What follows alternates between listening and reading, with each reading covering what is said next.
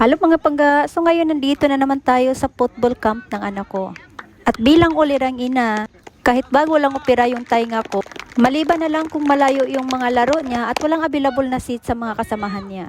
Kahit after 3 days pa lang ako naoperahan sa tainga, pumupunta na talaga ako sa mga laro niya. Talagang nagsusupport ako sa anak ko pagdating sa mga ganito. Of course, grabe yung pagod na tinaya na dito. 3 to 4 times a week yung training niya. At 2 oras pa every training niya. Kaya dito ako lagi, pag may mga ganitong pagkakataon, na-available ako. Pagdating ko nga pala, may points na sila. 1 na yung points nila while sa kabila ay 0. Nalit kasi ako ng 5 minutes pagdating ko. Kasi nakatulog ako sa bahay. Kasi nga bago akong opera, di ba? Kaya nung nalipungatan ako at nalala ko may camp pala siya, kaya mabilis ko nang ginamit yung scooter na para mabilis ako makarating dito. Talagang almost liliparin ko na para lang makita yung anak kong naglalaro. Ganun ako kasupport sa anak ko at kahit single mom ako, sinusuportahan ko talaga siya sa lahat ng bagay as long as hindi ako nagkakasakit. Karamihan nga sa mga tao dito believe daw sa akin, lalong-lalo na po yung mga Pilipina or mga kaibigan kong na mas nakakilala sa akin. Bilib na bilib daw sila sa akin sa pagiging ina ko.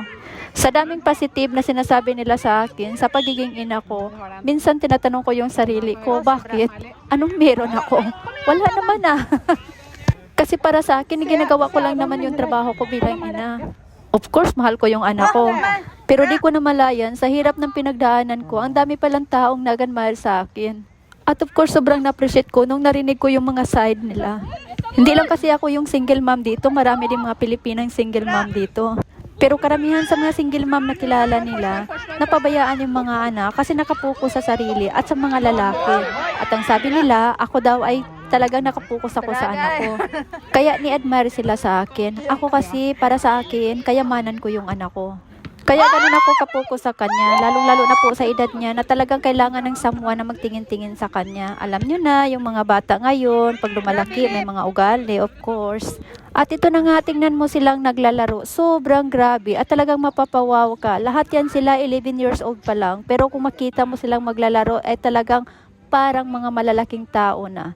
Mabuti na lang talaga walang umiyak dyan. Kasi may mga nadapa, may nabalintong, may natamaan. Grabe talaga naglalaro ang mga bata talaga. Pareho kasi sila ng points 1/1. Kaya grabe, tapos yung oras patapos na. Kaya grabe yan sila naglaro ngayon. Talagang napapawaw ka talaga pag makita mo.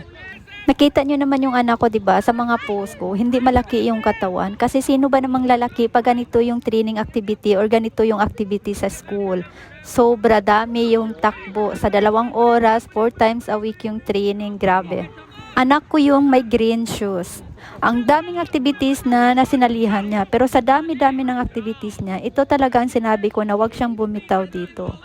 Maganda kasi ito na activity sa mga bata talaga, itong football or handball. Dati kasi, nagsiswimmer yan yung anak ko.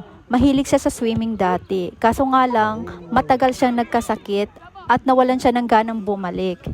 Kaya nag-stop na din siya. At after that, gusto niyang magsimula ng karate. Kaya nung nagsimula siya ng karate, after ilang months, nag-stop din siya kasi nawala na siya ng gana. At after doon, gusto niyang sumali, matuto na magpiano. May mga classes at practice na siya. Kaso biglang nag-pandemic at paiba-iba yung teacher that time. At ayaw niya yun, nawala siya ng gana. Kaya gusto niyang mag-stop. Yun, hinayaan ko din. Tapos gusto niyang sumali sa banda. Yun, sumali siya sa banda, hinayaan ko din siya. Until 3 years, nag-stop din siya. Dito kasi, sa Norway, hindi mo pwedeng pilitin yung bata mo pag ayaw sa isang activity. Yan po ay hindi pwede at pwede kang ma-163. Yes, tama po yung narinig nyo. Bawal na bawal po dito yung pipilitin mo yung anak mo sumali sa mga sports. Bawal na bawal po yan talaga. Mahigpit na pinagbabawal.